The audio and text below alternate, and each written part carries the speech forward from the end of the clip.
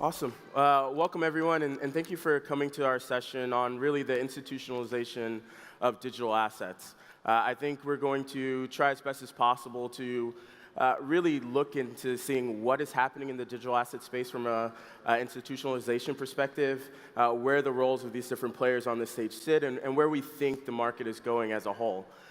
Before we start, maybe I'll have everyone quickly introduce themselves and what their companies are doing, and we'll then jump right into it. Thank you, Stephen, and thank you to the Token 2049 organizers for the opportunity. I'm Gaevoy Vicioso, Executive Director and Global Head of Cryptocurrency Products at CME Group. For those of you unfamiliar with CME Group, we are the world's leading derivatives exchange. We offer futures and options on futures across 7 different asset classes, including cryptocurrencies. Looking at cryptocurrencies, we have futures and options on both Bitcoin and Ether, and really happy to be part of the conversation today. Thank you, Stephen. Thank you, organizers, for having me.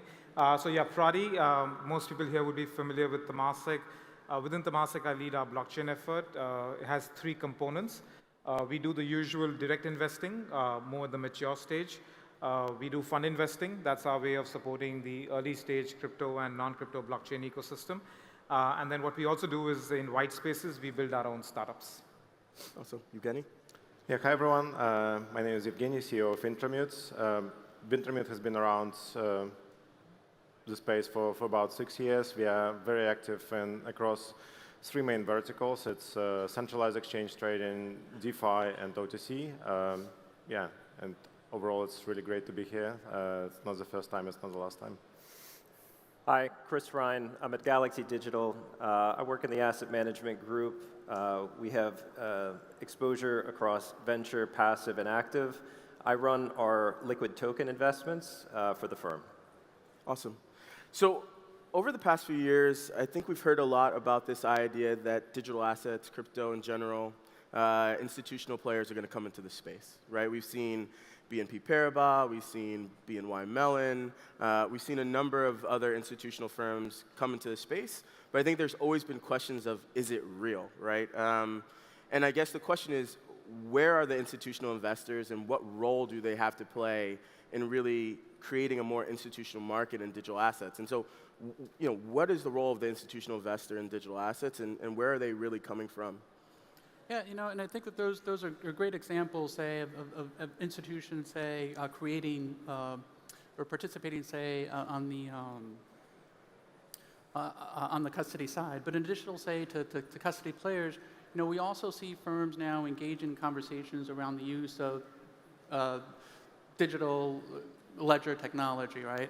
And that's what's changed, right? When we first launched, say, Bitcoin futures, and that's back in December of 2017, a lot of the conversations then were really around what is Bitcoin, what are cryptocurrencies. There was a lot of concern, say, about this new technology being used, say, for illicit purposes, but we're really seeing a shift away from that, where I think, now we're seeing institutions really embrace this technology.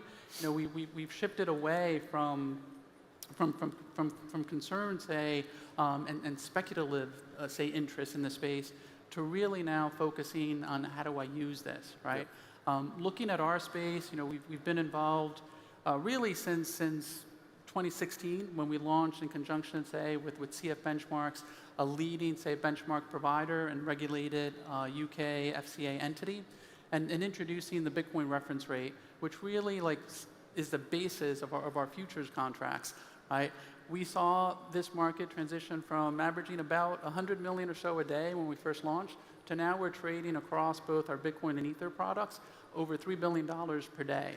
We're also seeing, say, growth in open interest, right? And that growth in open interest is really a sign, say, of institutions in this space. Open interest this year is up about 14% compared to where we were last year. We're averaging across both Bitcoin and Ether about $2 billion in terms of OI.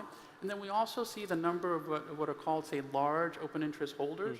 And that's anybody that holds at least 25 contracts. So in the case of Bitcoin, you're looking at about a $3.25 million position. In the case of Ether, maybe about a $2 million position. But that number is averaging for Bitcoin about 115 such holders this year, up 20% from where we saw last year. So we're really seeing institutions adapt to this space and trading in our regulated markets. Maybe Evgeny, I mean, from your perspective as an institutional player that's been in this space for 6 years plus now, how's that dynamic been changing, and have you seen the market continue to kind of progress towards broader institutionalization? Yeah, I think it's been a huge change compared especially to 6 years ago, like when crypto was pretty much a dirty word in most of the TradFi. But now you see on one hand, yeah, we see BTC and ETH futures trading on CME. We see flood of Bitcoin applications from pretty much key asset managers on one hand. On the other hand, the technology itself is being very much accepted. Like you see PayPal launching stablecoins, for example. You see a lot of this being accepted as quite a possible alternative to basically existing financial infrastructure.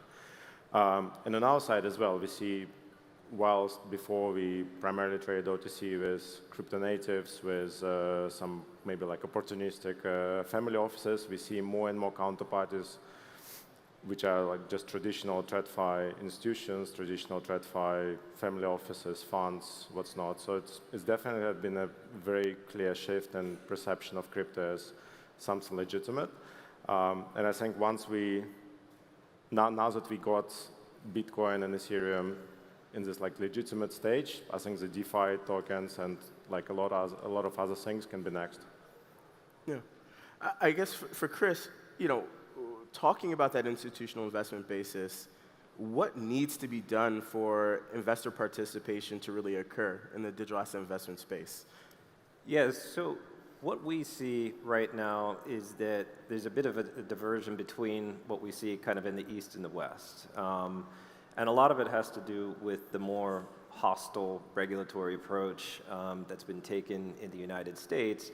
And then, of course, you have countries that are very aligned with the United States, and they're worried that some of those regulatory pressures could bleed into those other regions as well. So the large pools of institutional capital have been very cautious about approaching crypto thus far as it pertains to reputational risk, regulatory risk on their own.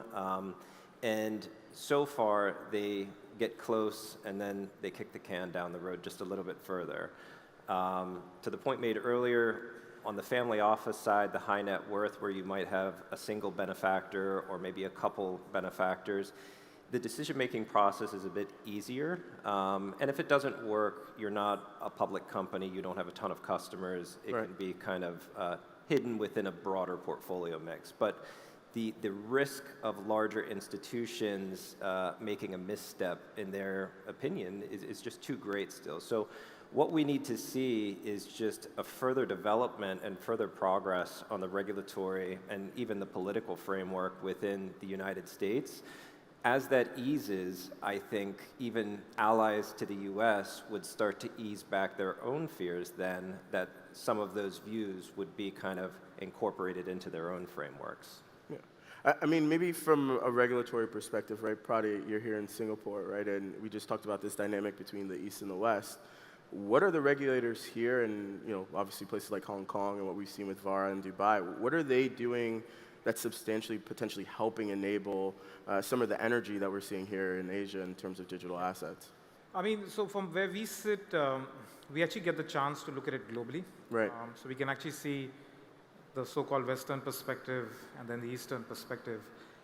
It's quite interesting. At least what we are seeing is a consistent theme across markets on retail consumer protection.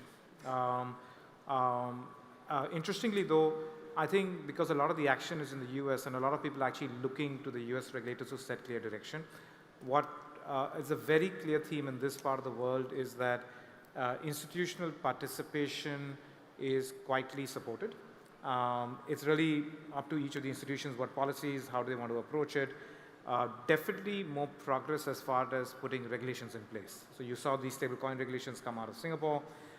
You're seeing work happening out of the Middle East. You're seeing work happening out of Hong Kong, which is very positive for industry. So I think our focus, at least what we're seeing in this region, is more, hey, can you actually have clear regulations so that you don't leave these players unregulated? You have clear rules and guidelines, and you can function on that basis.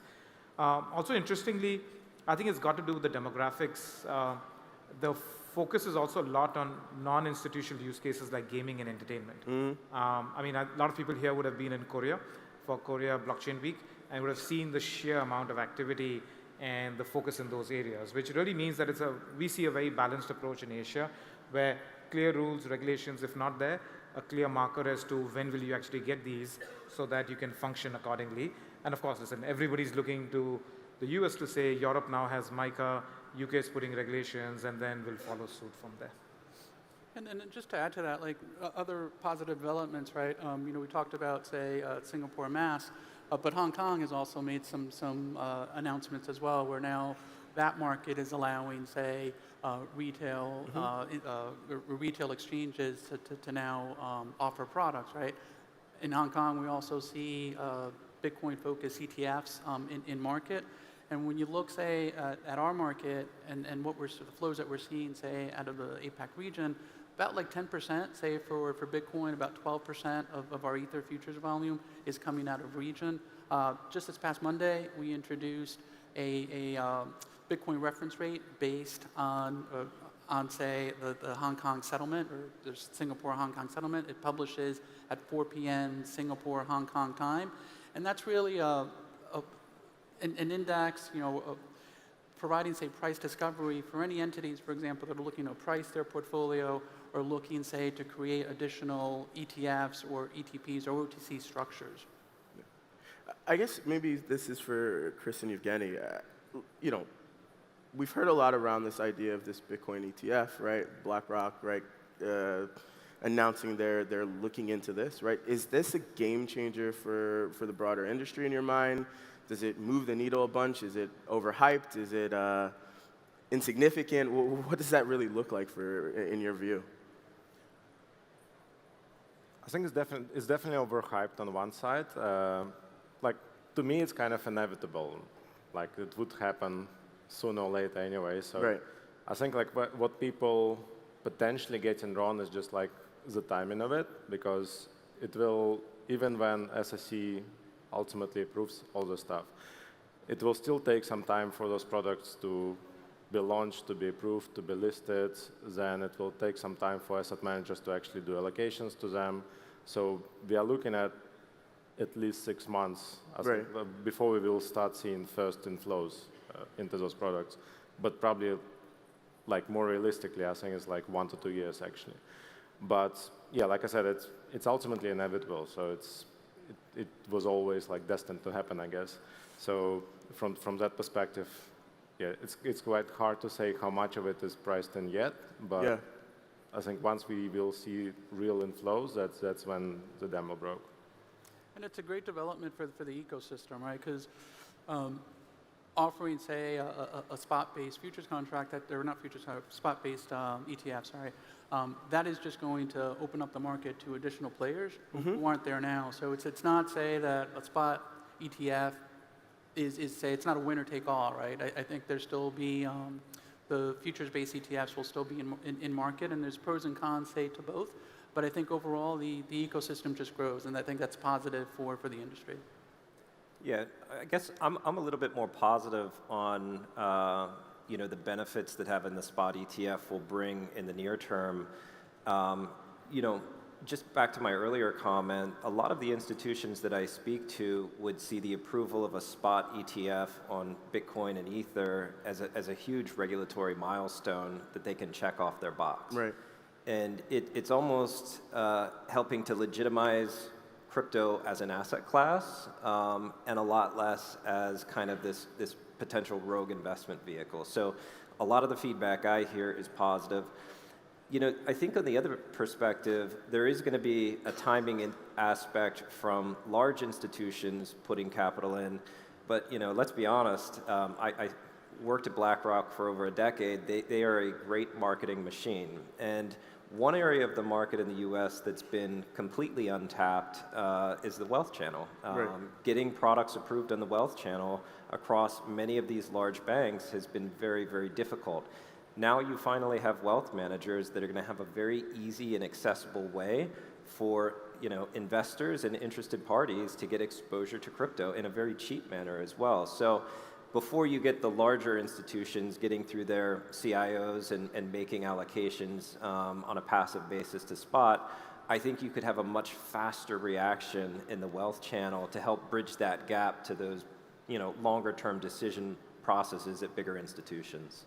But does that change the dynamic of the way that the market's been operating today, right? I mean, think about it. You have firms like yours, you have Wintermute, you have really large institutional crypto-focused players that have really been building out broader infrastructure to attract institutional investors.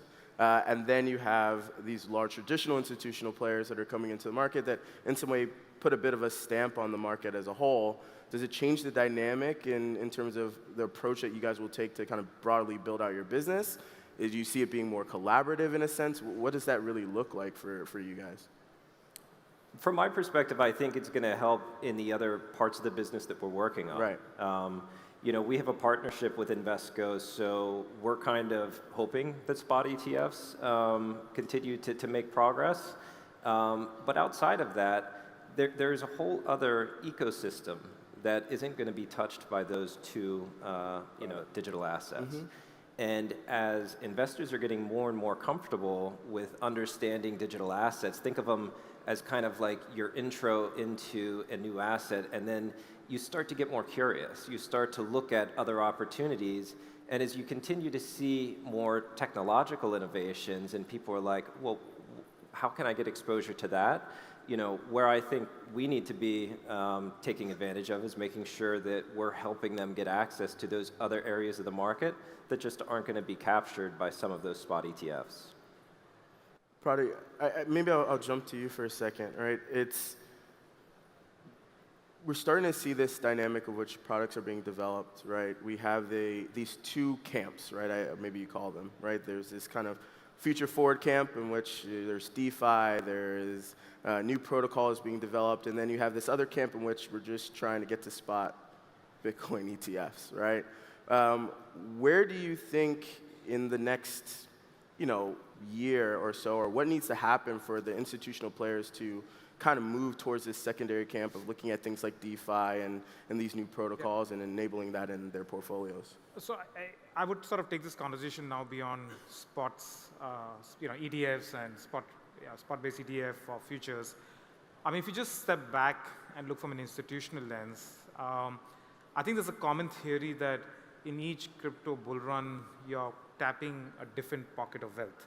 So you started with the OGs, then you went to the folks who made their wealth from crypto, to the high net worth individuals, family offices, and then the prediction is that in the next wave, you automatically will have this massive tsunami of institutional participation. So I mean, if you just step back, at least our observation is that I used this analogy yesterday in another event where I spoke about how you've got DeFi, and it's truly digital native infrastructure which has benefited from being created de novo at a very different point of time. So since it's F1 season, I said it's like your Ferrari, right? So it's like, cutting edge, new infrastructure. But we're now beginning to talk about institutional participation, but a lot of the institutional participation is in the context of traditional infrastructure. And in that context, it's not just infrastructure, which is traditional, but also assets which are more TradFi. And I was a bit brutal, but think of that as traditional road infrastructure, even cobbled infrastructure. So what really needs to happen here, at least in my view, is that you do need to see some bridging of these two worlds to say, okay, we've got this amazing infrastructure, and if you want broad-based institutional participation, then what can I actually use the infrastructure for? So, I mean, CME will know this very well. Galaxy's dabbling on both sides as well, is do I use it for risk management? Do I actually have other asset classes which can be deployed on this infrastructure? So I actually don't think that's a one-year time horizon. It does not coincide with any prediction of when the next crypto bull run comes. Right. This has got more to do with, can I first digitize all that infrastructure? Can I then put all those asset classes in some tokenized format? Can I have efficiency benefits? Can I have liquidity benefits, right? I think there's a lot more that needs to happen here, which will then allow broad-based institutional participation. And again, I'm separating this from, do institutions go and buy ETFs or go institutions buy and take some exposure to Bitcoin. I mean, we leave that to the firms to decide, right? I'm talking more longer term. It's a very long, painful journey of digitizing workflows, tokenizing asset classes, and then saying, can I cross-collateralize some of these assets, for example, right? And I think that infrastructure is being proven out in different contexts, Right. both on the TradFi and crypto, and that I think will drive much broader institutional participation. And I think what's interesting, right, is that you're seeing, say, these large multinational publicly traded firms actively exploring, not just trading, but also exploring, say, how they can use, say, the underlying technology. And when you think of these companies are all, say, beholden to boards, they're beholden to shareholders. So they really have to do their homework and saying, like, we want to do this because, we see that underlying value, right? And that's something that they have to be able to convince, those boards and shareholders.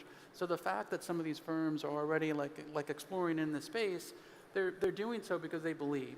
They believe that this technology is here to stay. It's not going away. And digital currencies, as we've seen, say already with both Bitcoin and Ether, last year was a pivotal year. We saw the failure of some high-profile companies. We saw the failure, say, of some projects. But Bitcoin and Ether, they've been resilient, right? We saw those two coins rally earlier in the year. Volatility's back down now to historical norms. So you see institutions really taking this opportunity to build for that next generation, that next level of growth. Maybe I'll ask a slightly challenging question. I was in Korea last week, right? And the question is, it's one thing for crypto as an asset class with those two tokens, right, that are not intertwined with the traditional system, right? They're not cleared centrally. There's no broader FMI infrastructure for it. Trades OTC. It's another thing to tokenize a set of asset classes today, like we've seen with ASX and others, that basically operate relatively efficiently, right? Payment channels are relatively efficient. Clearing and settlement cycles, while they're not immediate, right? They're trending down from T+2, T+1, getting down towards real-time settlement. So is it real to think that tokenization will be a thing in other asset classes, or will it really just maintain itself in the crypto-native sphere and not really translate across the board? Yeah, so maybe I can have a first go at this. So I think you've already drawn the parallels, right? So you've got money movement, and then you've got what we would broadly define as capital markets or digital assets more broadly. On money movement, yes, they're efficient, but the efficiency is more on domestic payment infrastructure. So anybody sitting in this room can actually send money to each other on a real-time basis. Even if you're coming from outside the country, you can download a bunch of apps, wallets, you can do that. India's done that with UPI. There's a number of countries who've created the infrastructure to do real-time money movement. But that's not happening on a global basis. Right. It's just not happening on a global basis. So I'm not going to shield some of our efforts, but literally out of Singapore on a global basis, next quarter onwards, you're going to be able to do that for US dollars on a real-time basis, right? So I think that, so it's not so much tokenizing money as much as creating new digital payment infrastructure, which can then allow for real-time, 24/7 money movement. What it also does is it allows money to start becoming programmable. I mean, I use a simple example where you have a bunch of coders, say, and you literally can do a quality check and the code can be released. Why can't you write a bunch of code where money can move in an automated manner to a bunch of those coders, right? So if you think about broad-based micropayments, these are massive applications which are just not possible in today's payments infrastructure, right? So I think that's a concrete example that is quite distinct from crypto infrastructure, but it can interoperate with crypto infrastructure. So that's happening, by the way. This is not in the realm of this will happen 5 years later or 2 years later. There's a number of companies, including companies supported by us, which are actually doing this. And then the tougher one is actually on capital markets, because that has a whole value chain from an issuer to a custodian, the distributors, and you need to truly work with that value chain to see which intermediaries can I take out, and then how can I digitize some of that and yet deliver value. And that, to me at least, is unclear yet as to whether we've proven the benefit of tokenization. Does tokenization actually enhance liquidity? Equities is an obvious one. It's not going to solve the problem. I think there's been many failed attempts in that context, but there are OTC asset classes, there are funds, there are other asset classes where we think there'll be some benefits. Maybe I'll speak to Chris and Evgeny. I mean, you guys operate in a space in which 24/7 markets, global liquidity, assets moving, basically jurisdictionless, right? You guys have built operating infrastructure, risk management infrastructure. Can the traditional folks actually execute all of these things to be able to define the value chain and move the market forward? Or what's the broader complexity that you see in the challenges that maybe they'll face that you guys have already looked at and think need to be thought about on the institutional side?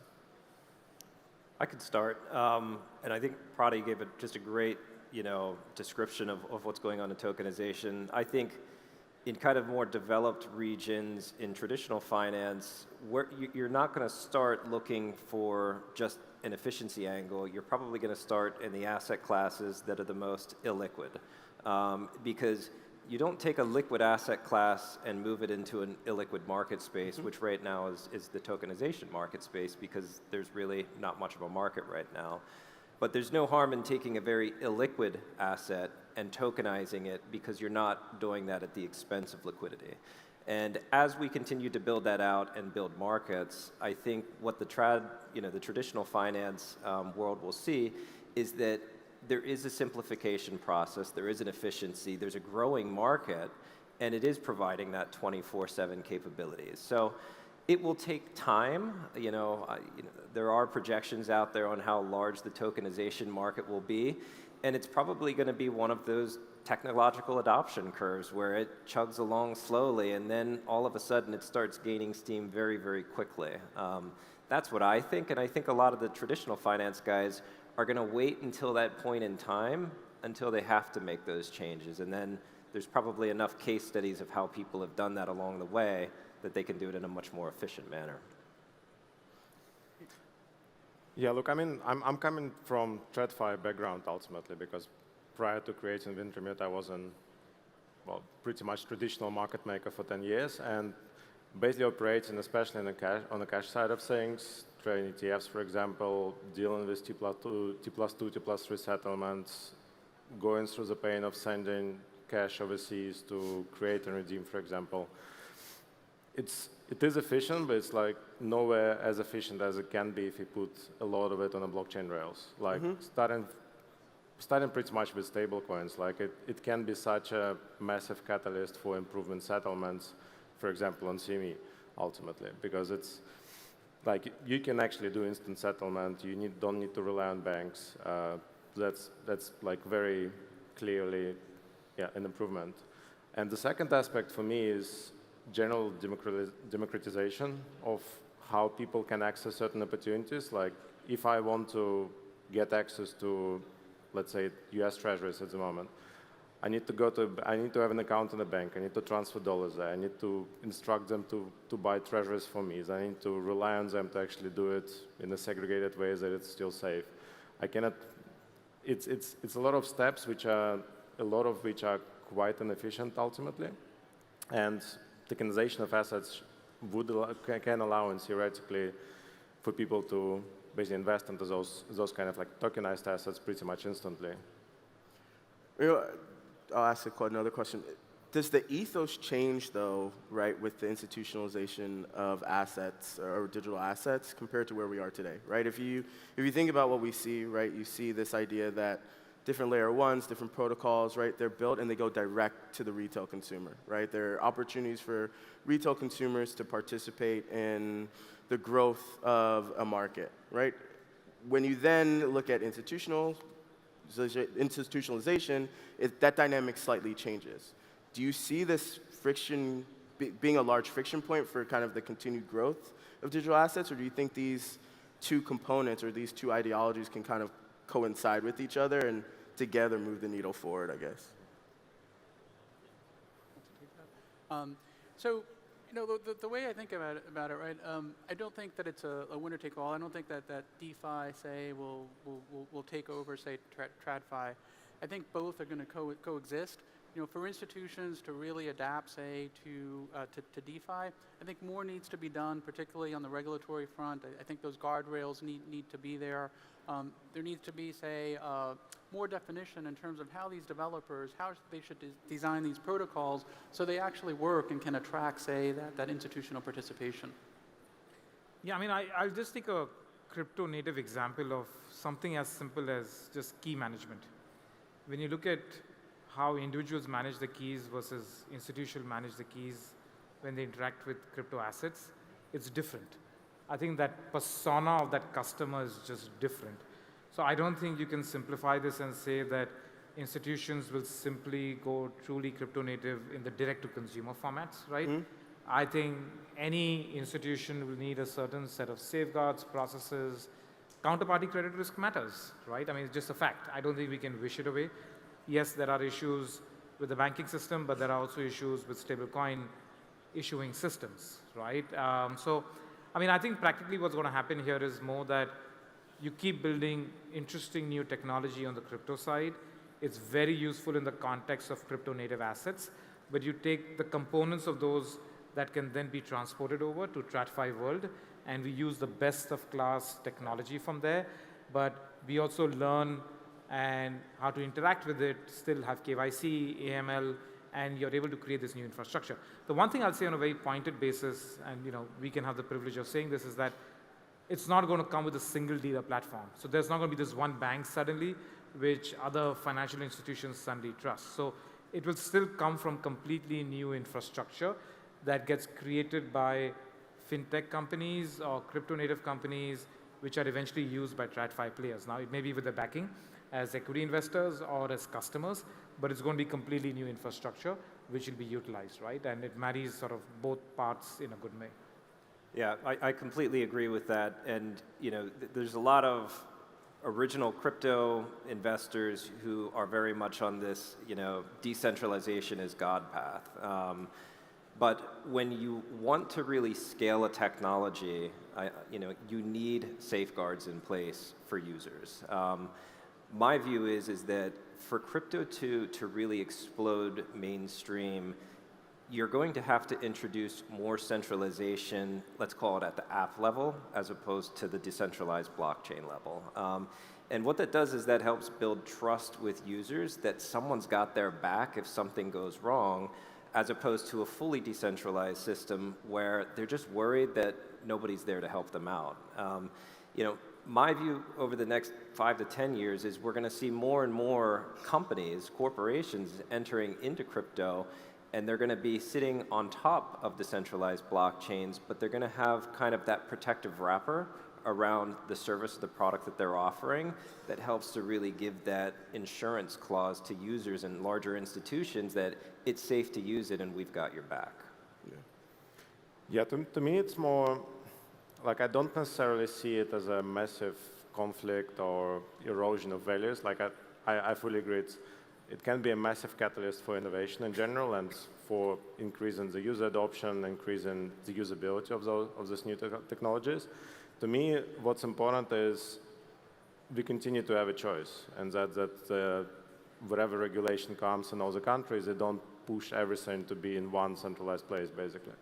It's like if I do like a very, very basic analogy, like I currently can store money in a bank, but I can also take this cash and put it on the mattress. Like it's not going to be as productive, but I have this option at the moment. Right. With CBDCs, I might not have this option. And to me, what's important with crypto assets going forward is, yeah, if I don't want to bother with storing my private keys, yeah, I go and put them as a centralized entity, and then I will be quite happy with it, I guess, and quite like not concerned with doing anything wrong on my side. But it's important for me to have a choice to actually store it in non-custodial way, self-custody way, and basically to be able to control it myself and not having to go through KYC email for this, to be honest. Yeah. I guess from your view, I mean, which regulator is finding that balance, right? Because I think you have, in Indonesia, you have this idea of a centralized depository, so almost like a CSD infrastructure that's being pushed. You have obviously stuff that's happening with VAR in Dubai, you have MAS. Right now, which regulator do you guys find has that right balance of enabling innovation and enabling that choice to occur, and why is that the case? Yeah, Who wants to good take question. I don't know. There are not so many that come to mind that are like truly crypto friendly. Maybe Swiss authorities are pretty good actually from that perspective. Like, I think this KYC ML aspect is a main pain point for regulators to come to grasp with this new technology because they don't necessarily want to give it away. Yeah. But I think it would be interesting, right? When you think of regulators, around the globe, I think they all have similar interests, right? Right. It's all about protecting, individuals and ensure that there's safety in there, right? So it's almost like we need, say, regulators to just get together and work together, right? And instead of having, say, nationalistic, say, regulation, let's have something that's more universal, right? Yeah, I think too, emerging markets have a bit of a benefit here in that they don't have incumbent companies which already have the infrastructure in place. And the big opportunity would be creating a framework in place in some of those regions quickly, but thoughtfully to really encourage development with this new technology. In developed countries, there have been some that have been more forward-thinking, but there's also a bit of needing to protect a lot of the investment that took place for decades before. Right. And it's a lot harder to kind of steer a new technology straight into the middle of that and split it wide open. So that's why I think we've been much slower in the US, but it is inevitable at some point. It's just going to take a while to get there. So we have 2 minutes left, and maybe I'll ask this question, the final question. It's, we see a lot of POCs, we hear a lot of announcements. In my opinion, it's great experimentation, but it's nothing that's yet driving everything forward. I guess from each of you, what are you guys looking for in terms of your predictions for the overall trajectory of the digital asset markets as we see it from an institutional perspective? And really, are there specific milestones or aspects that you would look at and say, when I see this, I think we're on the precipice of actually really moving towards a full-scale adoption of digital assets as a whole?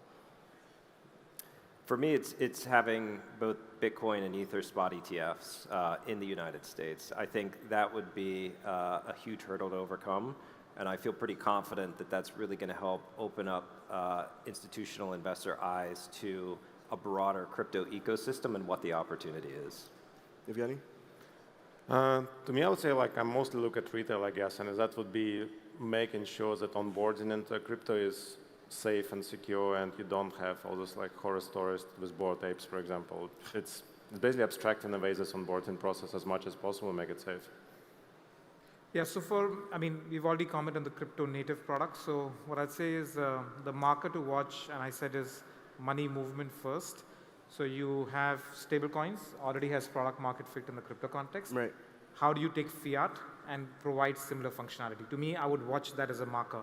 I think once you get those rails in place, then digital assets more broadly defined will be coming next. Awesome. And I look at more, say, the regulatory clarity, right? And moving away, say, from sort of like a post and accusatory regulation to really developing those guardrails. And also prime brokerage, I think in the space is something that's needed in the space, and hopefully that's something that's coming shortly. Awesome. Giovanni, Prati, Evgeny, Chris, thank you again for your time today.